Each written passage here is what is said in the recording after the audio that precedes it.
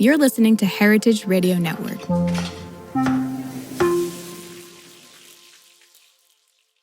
I wake up in the morning and I'm feeling a vibe. Give thanks to the Father, I'm breathing alive. Culture and Flavor is a podcast about food and culture centered in Black and Indigenous foodways, hosted by myself, Zella Palmer, right here in New Orleans, Louisiana. Each episode features high vibrational conversations with cultural bearers, chefs, farmers, scholars, barbecue pitmasters, and more.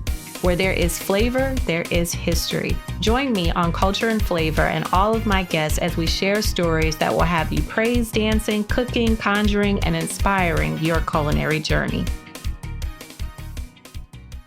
Welcome to another episode of Culture and Flavor with your host, Zella Palmer.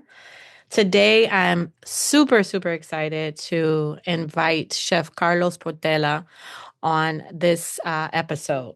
And just to give you all a little background to set the ground for our discussion, I want to just talk about my love for Puerto Rico and the diaspora. It runs deep. As many of you know, I was born and raised in Chicago, a city that has the 5th largest population of Puerto Ricans outside of the island. My weekends were spent at my sister's comadre's house, Evelyn, in Humboldt Park, a historic Puerto Rican neighborhood in Chicago. I can still remember my youth hearing Hector Lavoe on vinyl, the smell of sofrito from her kitchen, the era of Stevie B, Lisa Lee, and Menudo, blasting from homes all throughout the neighborhood. Old school Humboldt Park before gentrification. Dominoes, Puerto Rican Day parades, hanging out at the park in the summer, the Piragua man and tres leche cakes at friends' quinces.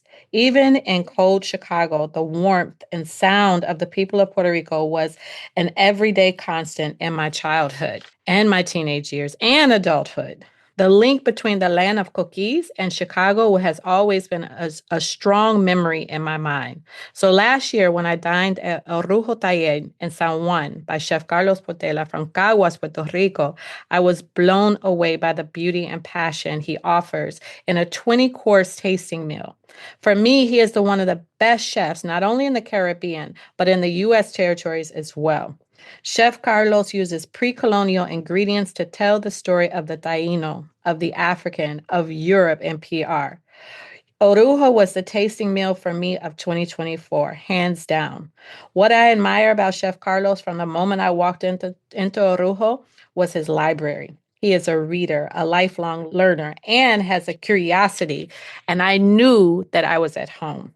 So let's just begin this conversation with a popular saying in Puerto Rican culture. For my listeners, Puerto Rican pride is a frequency and it's real. So Boricua, pa que tú lo sepas, what does that mean to you? Well, very humble. That explanation you gave us about how you spend all that time in Chicago with all your family, if it felt just like home. Felt like I was in the mountains, enjoying quinceañero, eating tres leches, and playing dominoes. It still happens, and I'm very glad that you get the same feeling from me. We feel the same, just like home. You know, Puerto Ricans are very we're experts on bringing our warmth into everywhere we go. We want to represent and we want to be part positively in the culture around us. So. Mm-hmm. I'm very humble. Thank you so much for the invitation. My name is Chef Carlos. I'm the chef owner and dishwasher for Orujo Taller. A concept that actually started during the 2008 recession. We had to continue working towards our goals and plans, and eventually we started doing dinners, in people's houses, and catering, and like an underground dining club, if you want to say so. Made it legitimate in 2014. We've been operating from a town called Caguas. It's about 25 minutes away from San Juan, so where we at now. We spent 7 years of operation in the first establishment, and then the pandemic hit, and we moved over to the San Juan area. We've been operating for the last 10 years with the concept. How did I read that you grew up in a house of creatives, of musicians, artists, and poets. How did your upbringing shape you for your culinary path? Yeah, I was raised by a single mom, and she was very young, and we had a nice community of people that would help us, taking care of me and while she was at work, and so one of the neighbors, she used to take care of. She was used to be my nanny, and she actually was involved in arts and music and poetry, and I was very lucky to been raised during those times. Technology, we had to find ways to not to get bored, and we had to find ways to go up in the mountain, up in the hills, go up to the river, the lake, ride bicycles, and enjoy nature. Something that is not happening, during these times. There's a lot of changes with the technology and everything's so quicker now. So at the same time, I was aware of these personalities that I had around, and learn a lot from them. I'm not considered an artist, and I'm more like an artisan because the type of work that I do with my hands and edible. And but what I try to always place that artistic side of the presentation into my cuisine. So it does influence a lot into the concept of what we try to do with the Puerto Rican style cuisine. So let's talk about the concept. When a diner comes into uh, Orujo, what are they walking into? Because I can only speak from my experience. When I walked in, it felt like the paladares in Cuba. The small Mm, right, restaurants. And for me, I saw your library of books. I said, "Oh, he's a reader. He's a traveler. He's been places." And then even on the wall, it was a DJ from another part of the world that was, playing music, and it was projected on the wall. It was so much. And then your kids' tennis shoes, and then the slow food right. logo. It was so much. And I just, I'm curious when someone comes in and experiences Orujo Taller, what are they walking into? um, well, first of all, I want them to go through all the feelings and senses. I want them to have every single sensation. Go through the surprise, the fear, the maybe sadness, the nostalgia. I want people to go through the whole experience with it, with the food. So it's kind of like an orchestrated and interactive little hole in the wall because it was very small, and I didn't have any windows, and I had to keep people busy. Because essentially our experience is very extensive. It's not, and it's extensive because we don't want people to leave. We want them to stay in, and we want to keep them pushing to the limit and giving them a few more courses here and there, and it gives us the opportunity to start creating more with the ingredients that we have.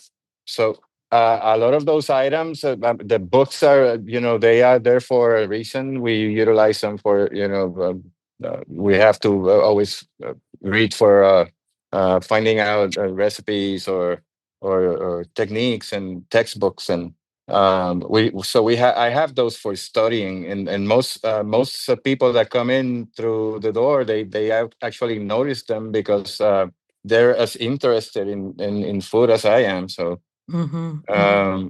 but one of my we have to keep educating ourselves and educating others. But the whole experience is interactive, but at the same time it's dynamic. We change it. I change the atmosphere constantly. Hmm.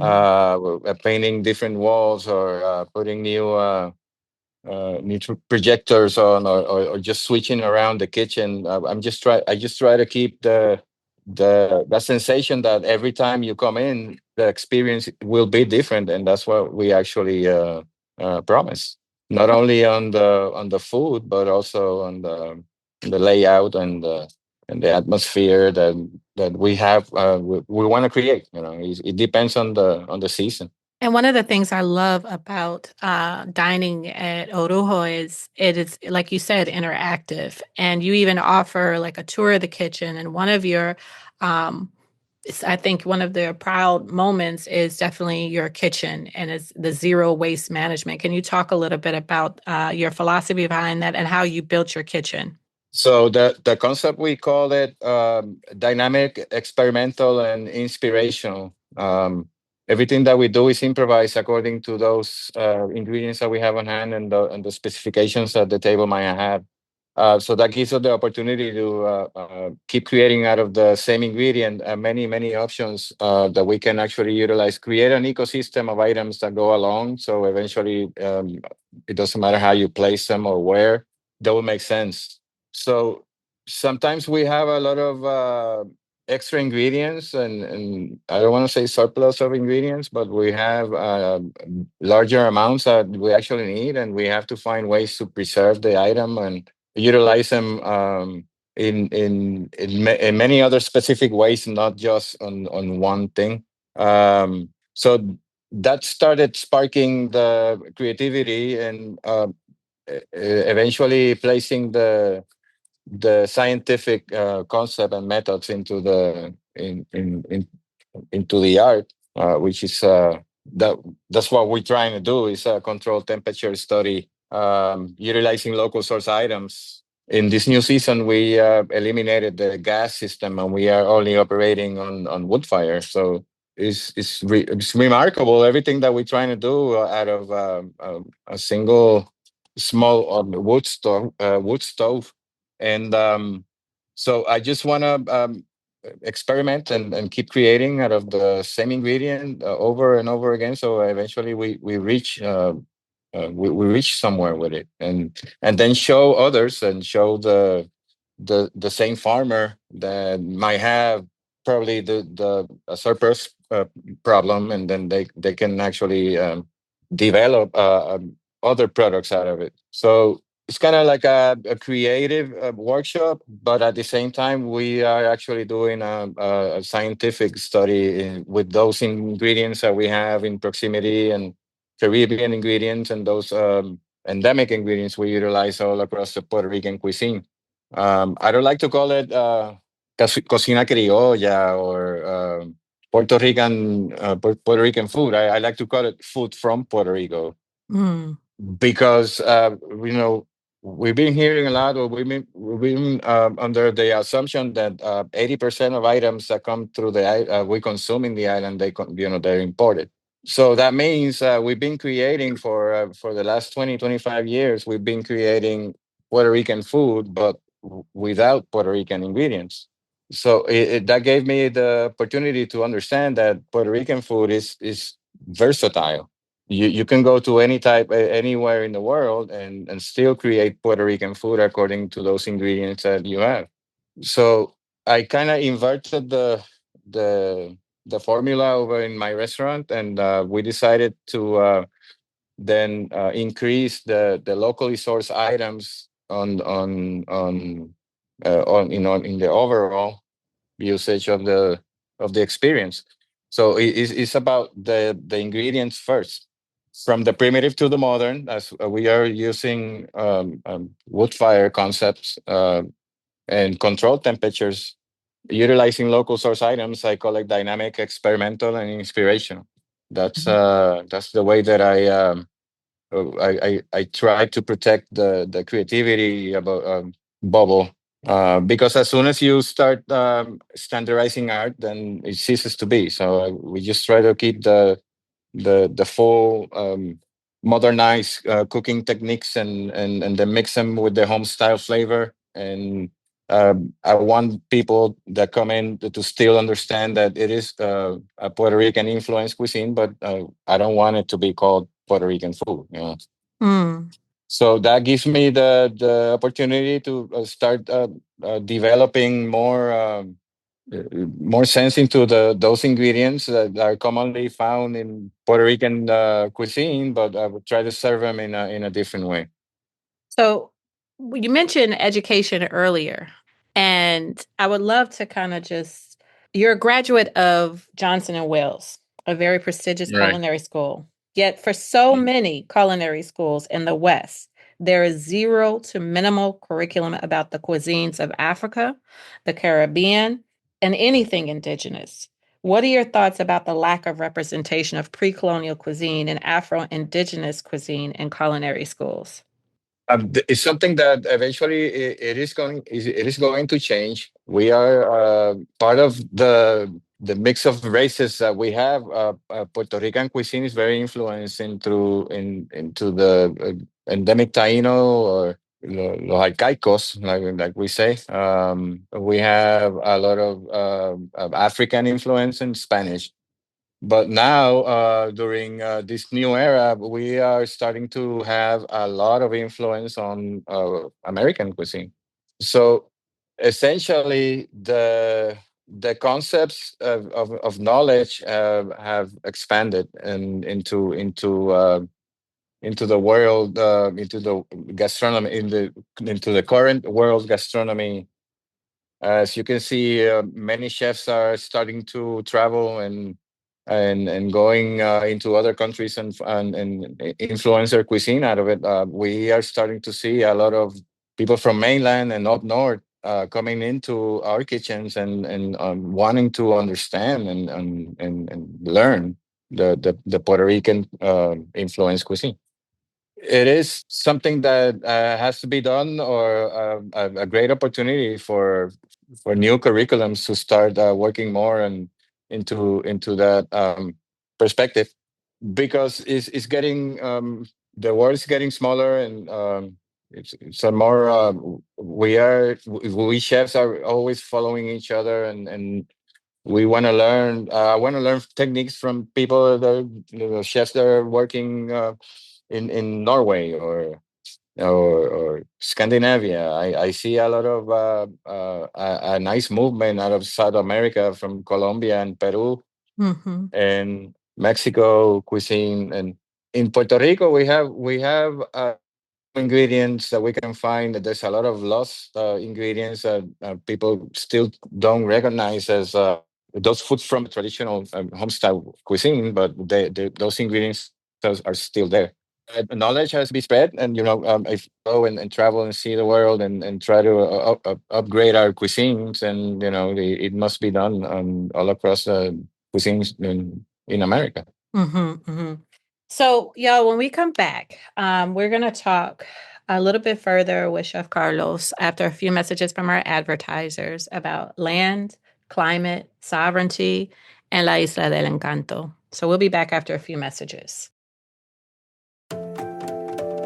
This episode is brought to you by Plugra European-style butter, crafted for those who demand precision and exceptional results in the kitchen. With 82% butter fat and a slow churn process, Plugra gives you flakier crusts, fluffier cakes, and rich, melt-in-your-mouth pastries, because great baking starts with great butter. Unlike standard American butters, which have only 80% butter fat, Plugra ensures the ideal moisture and fat balance so your recipes turn out just right every time. That's why professional chefs trust Plugra and home bakers love it. Plugra's slow churn process creates a smooth, creamy butter that gives dough a soft, pliable texture, making rolling, folding, and laminating effortless. Whether you're perfecting a buttery pie crust or layering a delicate croissant, Plugra helps you bake with confidence. Experience the difference for yourself. Find Plugra in stores near you or visit plugra.com. That's Plugra.com. Okay, we're back. Thank you for the first half. I mean, it put a lot of things in perspective, because even when I dined, I mean, you're so engaged and so focused in each dish that you serve at the restaurant, and your staff. I mean, it's an entire team, and it's a whole experience that I honestly was just blown away and wasn't expecting. I mean, I heard about you and I heard about the restaurant, but experiencing it just takes it to a whole nother level. And I have mad respect for you, Gracias. A la orden. So anyway, land, climate, and sovereignty. are important issues facing Puerto Rico. How have you worked with local farmers to build agricultural development in PR? Because you talked about made in Puerto Rico or food from Puerto Rico. In spite of the many challenges, hurricanes, and all of the challenges that are faced in Puerto Rico, how do you build these relationships? And what are you trying to tell your diners about the agriculture of Puerto Rico?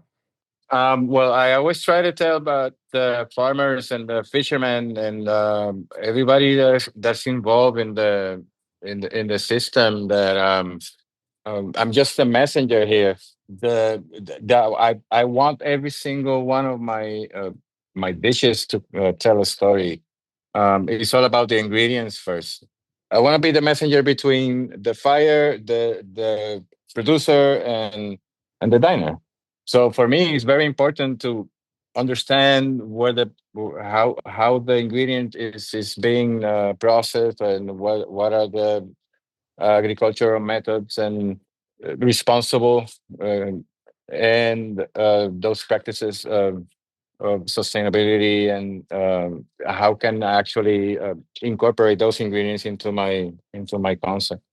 The food in Puerto Rico after the Maria hurricane, we had a little trouble with the supply of it. We actually we were open. We had the business open during those times, and Maria lasted about 5 to 6 months in actually getting the food system running again. So I started seeing that, well, when you come to Puerto Rico, there's a lot of people with kiosks. The people they sell the items in traffic lights, and every single corner you go, there's someone selling some type of root vegetable or fruit. And I started developing my menu through those ingredients that I can actually find during those times.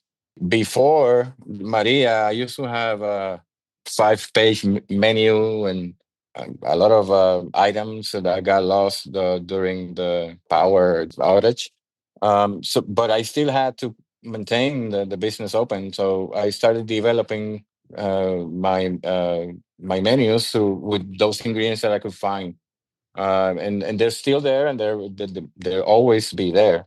So that relation with those ingredients started when I had to find those producers that are actually producing the best pumpkin, or the best chayote, or the best squash or cilantro and herbs that I could find. So we started creating a relationship, asking them to start planning and getting this type of seed going into the systems, so we can start utilizing those more boutique, harder to find ingredients. And the soil in Puerto Rico is so rich that and anything you put it down in the ground is going to grow. So the seed is being planted, since then. I do have an ecosystem of farmers that actually come in every single week without me asking for anything. They just bring whatever they have for the week. So now I have the opportunity to create those relations with them, and it's a very cooperative. I go up to the mountains. I put my boots on, and I help out on the farm, and we actually started. We start planting things that we're going to utilize on the same in the concept. So la soberanía alimentaria de Puerto Rico, no is very es un tema very. We need to start talking about it, because essentially we have been controlled with a lot of laws that are coming, all those items that come through the island, and sometimes we don't have that much supply. Mm-hmm. So there is a new and very. I'm very proud of these guys, because they're very young. Yo le llamo neojibaros. They're very they're very young professionals, and that are willing, and they are working on the land, as right now. And the message of the la soberanía is something that has been ignored for many decades, and chefs are starting to not occupy ourselves with how we're going to find ingredients. So nowadays you see a much better relationship between farmers and chefs, where most farmers want to be chefs, and most chefs want to be farmers. And not only that, but there's also other industries that have to be taken care of, just like the milk industry, and the egg industry, and the meat industry, and the poultry industry, and the coffee, the sugarcane, the tobacco. Puerto Rico had it all, and it's been in decline for at least the last 125 years. And sometimes I think we live it in Puerto Rico kind of lives a little bit in the future, because we still find ways to manage through everything that we propose. And being in this bubble, I always encourage every single my cooks to go travel and see the world, and come back with new ideas, and educate, and see what others are doing, and then start implementing it into the system. So Puerto Rico is going through a re-educational process, not only socially, but gastronomically, into food, and those industries that surround it. So Neojíbaro. Me encanta ese concept, like this moment in Puerto Rico that, I mean, it needs to happen. And when I think about tourism, culinary tourism, and even just tourism in general, and sometimes the violence that happens with tourism here in New Orleans and any island or any place where tourism is part of the biggest part of the economy. We have a lot of tourists who come who in the hotels or even in restaurants, they cater to an idea of what Western palates should eat. And so usually the food is bland. Usually, it's a demand to put out this kind of idea of pre times when tourists brought their own ideologies of what Caribbean food is or what Latin American food is. And even in our own culture, sometimes we don't want to pay the price for a new idea or a new kind of dining experience. And sometimes we just want to kind of keep it at the level and within our homes, or we devalue it even just based on our own colonial mindsets. I remember I was talking to many years ago, and when I was living in Chicago, and I remember I had a friend whose father worked at a restaurant. And I remember him telling me, he said, I told my boss, I will put my arroz con gandules against your filet mignon any day. or you can put both together. Or you could put both together. How does the shaping of Puerto Rico with these neojibaros, as you call them, transform the idea of culinary tourism? Well, it starts from within. I mean, not only for tourists, but we starting to educate also the locals, which was my very first milestone into what the concept is today, was to actually eliminate the menu. And how could I actually open? Everybody looked surprised when I took that decision, and just by that. Most people around, the locals, they had never seen anything like it. How can you say that you're gonna have a restaurant without a menu?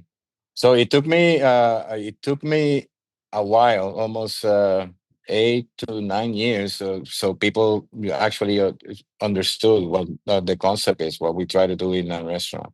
the tourist perspective now is starting to change as we are starting to see a lot of foodie travelers. Yo le llamo los comidistas, no?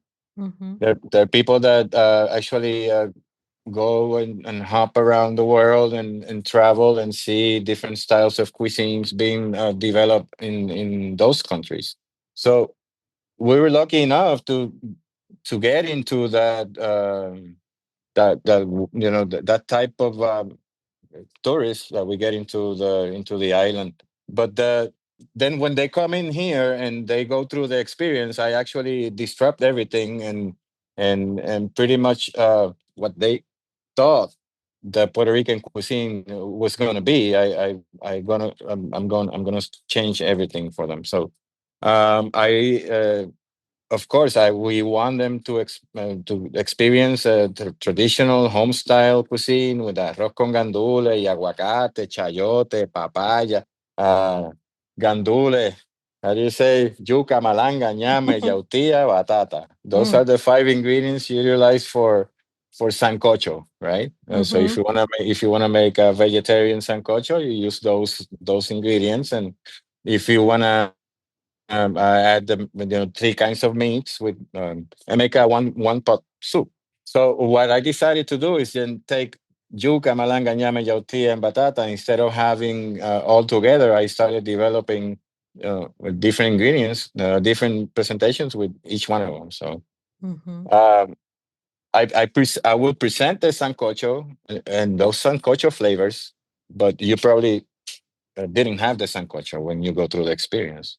Mm. So it's the tourist is getting more and more and educated and we want them to at least study us and see what we do before they come in. So like I said, I don't want to sell it as a restaurant criollo, but Mm-hmm. I want them to have to enjoy the the criollo flavor. Pero sí, there's a lot of most tourists come in and they want to go through the whole Alcapurria experience, and they go up and eat the lechon and the bacalaitos and go through all the different microclimates that we have in the island and enjoy all the different types of cuisines that exist en el chinchorreo, tú sabes. But at least when they come in here, pretty much they get a broader vision on what Puerto Rican cuisine can be. Mm. So I remember many years ago, I was watching Top Chef on Food Network. And I can remember one of the ingredients was plantains.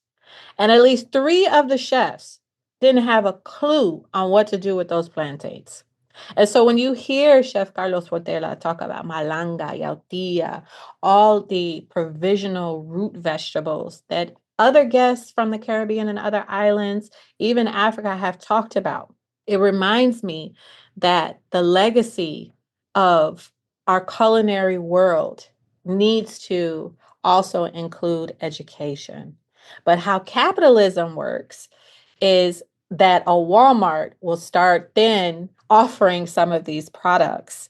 And then some of these products won't even be available or be owned by the people and from the land that it came from. So for me, when I saw Bad Bunny's latest short film, Debí tirar más fotos, it gives a stark glimpse into the impact gentrification and Act 22, an incentive for American millionaires and billionaires to invest in PR to avoid federal and local taxes, hit me hard. When I saw the film, I was reminded of Orujo and the work that Chef Carlos and his team is doing. And I gained a deeper appreciation for food in Puerto Rico and by Puerto Ricans. And so for me, your work is also resistance. And like you said, chefs are artisans. So what has colonization, let me back that up. What has neo-colonization done to the food culture and PR? You talked about it a little bit further, but what is the way forward? Is it the chef?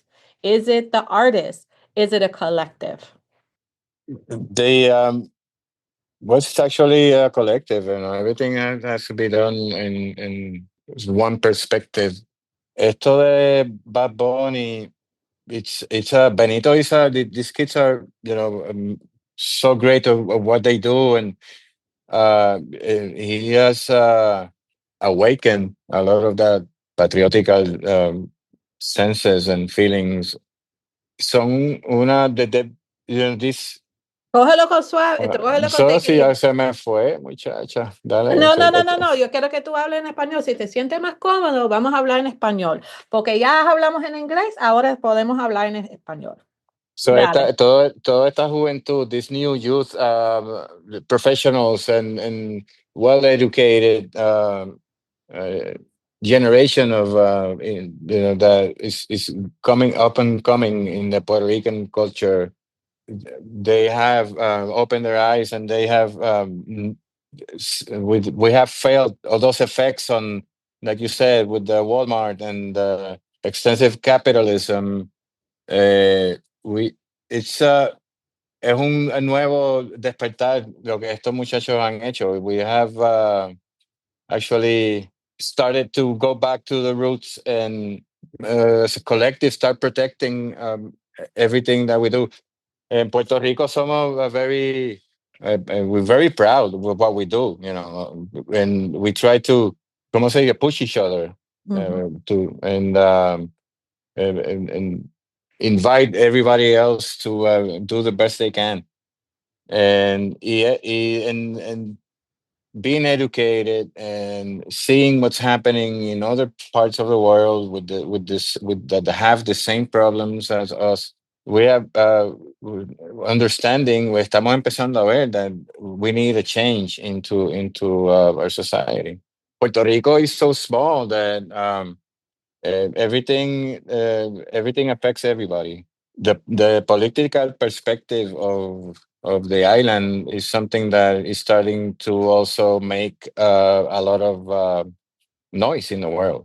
People are starting to notice us as one of the oldest colonies in the world. We're still a colony, and so many people can get away with so many things, and this new era is starting to protect of the land, and we're starting to protect our culture, and we're starting to protect our art, and our in my part, I'm starting to protect our food.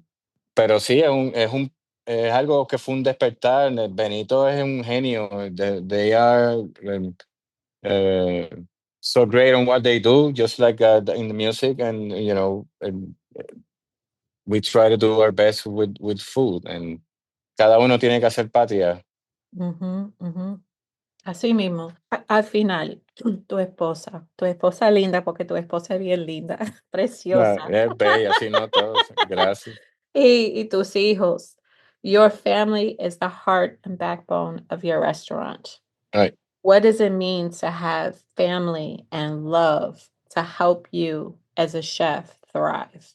Well, without family, nada. La familia siempre primero. They know que son parte. They know that they are part of what we do. Teach my kids to not the sacrifice of work, but the lifestyle, the what it takes to be happy. We all have to go through formation, and we all have to have certain educational parameters, but la familia debe de ser parte. The family has to be part of at least on what we do. Not only for the long hours, and actually they know what I want them to know, where I'm at, what I'm doing, and actually born and raised in a restaurant.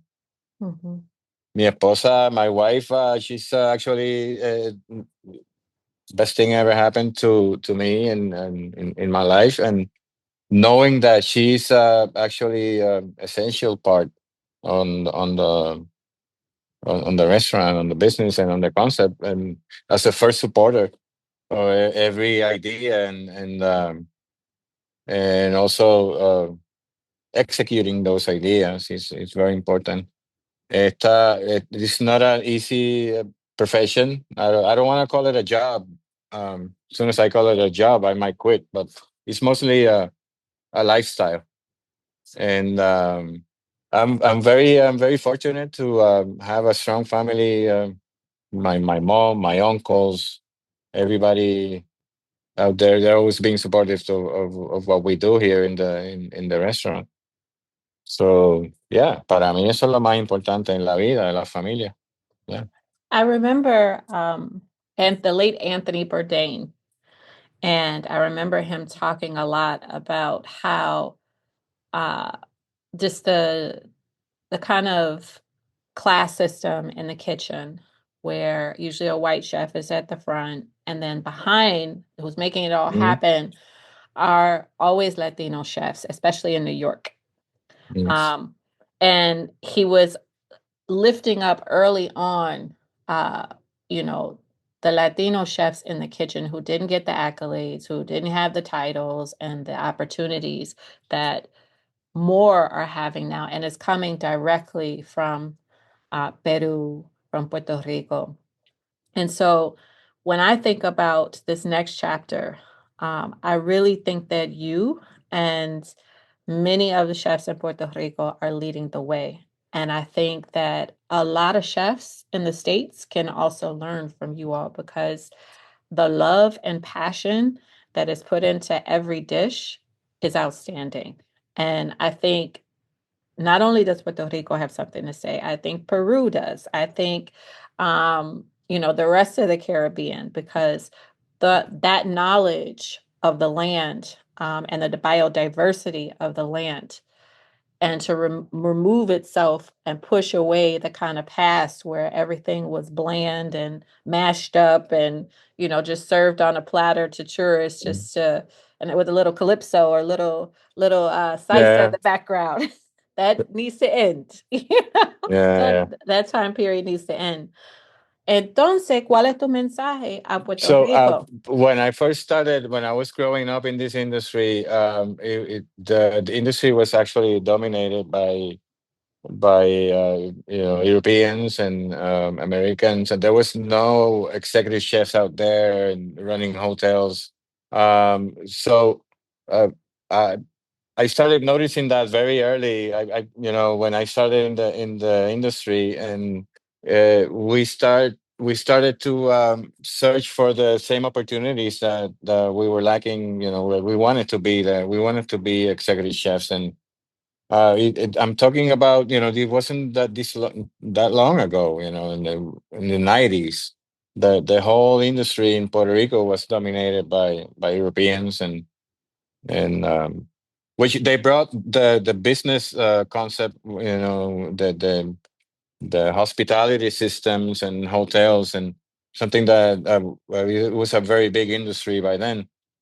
So in searching for better opportunities, and with us cooks, we were obligated to head out and educate ourselves in with other systems. I left home when I was 17, straight to culinary school. Graduated in 1998 with a bachelor's degree in cooking. And when I came back to the island, most people were like, "What are you going to do with a bachelor's degree in cooking?" Hmm. So yeah, I've been cooking more than half of my lifetime. Probably in New York, all the cooks you have are probably Hispanics, because I mean the flavor is there. I mean, um, so, but everything is starting to change. Now we see a lot of more exposure into with Puerto Rican chefs into the culinary world. We actually take this for serious. This is not a how do you say, this is not a game. We're doing it. It's a serious study, and this is it's a serious movement that's happening right now. As you can see, many chefs are getting accolades from all over the island, and actually we have some chef friends are opening restaurants up in the states in República Dominicana, and they are exploring also South America and Colombia, and we're starting to see an expansion on these Puerto Rican chefs that want to spread the message, and it's all about educating ourselves and getting exposed to the ingredient and having the basis, the culinary basis, so eventually we can actually hacerlo bien. We want to do it right. It's a never-ending process. It's still not. We're still not. How do you say, done? Or I know we have a lot of challenges ahead of us, and at least we have gone through. We have experience already on a lot of things that have happened in the island already, with hurricanes and pandemics and government shutdowns and food shortages, and we have an energy crisis right now, where I don't actually know if the power might go out tonight during service. But Puerto Ricans, we're getting ready for it, and at the same time, very proud of all these chefs that are doing magnificent things, and they have splendid concepts out there up in the mountains, or in La Playa, and everywhere you go, there's something. There's a very nice place you can actually have an experience around. Pero pa'lante, Boricua. Ahora es que no es fácil, pero se puede, living in the tropics, like we say. Así mismo, pa'lante como un elefante. Muchas gracias por esa entrevista en Cultura y Sabor. Thank you, Chef Carlos Portela, for all your work at Orujo and just being such a beacon of hope for so many chefs here in the diaspora as well on the island. So thank you so much. Gracias a ustedes. Much respect, and hope to see you soon. Yes. Take care. Love to the wife and kids. Bye-bye. I wake up in the morning and I'm feeling a vibe. Give thanks to the Father, I'm breathing alive. Culture and Flavor is powered by Simplecast. Thanks for listening to Heritage Radio Network, food radio supported by you. Keep in touch at heritageradionetwork.org.